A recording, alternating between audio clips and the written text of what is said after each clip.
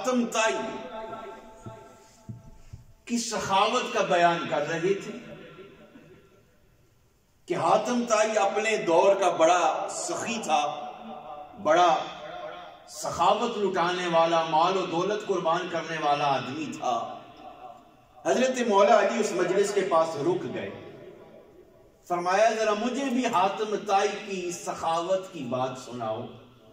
انہوں نے کہا حاتم طائی کی سخاوت ایسے ہے کہ ایک بندہ آتا ہے مانگنے والا حاتم طائی کے دربار میں، محل میں،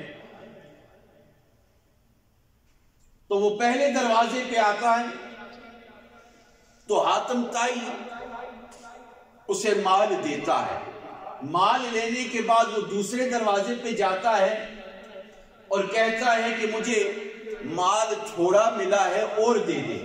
حاتم طائی اور مال دیتا ہے۔ وہ پھر تیسرے دروازے پہ جاتا ہے، کہتا ہے مجھے مال پہلے دروازے پہ بھی تھوڑا ملا ہے، دوسرے دروازے پہ بھی تھوڑا ملا ہے، تیسرے پہ اب لینے آ گیا ہوں۔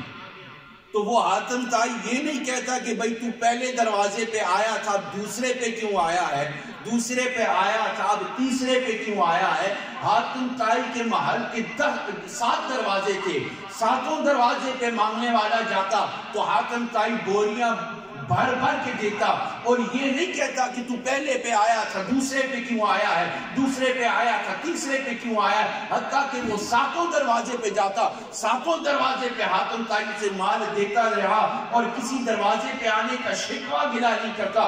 مولا مرتضیٰ مسکرا کر فرمانے لگے یہ بھی بلا کوئی سخاوت ہے، یہ بھی کسی سخی کا دربار ہے کہ پہلے دروازے پہ آتا ہے تو اسے دوسرے دروازے پہ جانے کی ضرورت پڑتی ہے، دوسرے پہ جاتے ہیں تو اسے تیسرے پہ جانے کی ضرورت پڑتی ہے۔ آؤ میں تجھے اپنے محبوب کے دربار سخاوت کی بات سناتا ہوں، میں اپنے محبوب کی دربار رسالت و سخاوت کی بات سناتا ہوں۔ انہوں نے کہا وہ کیسے؟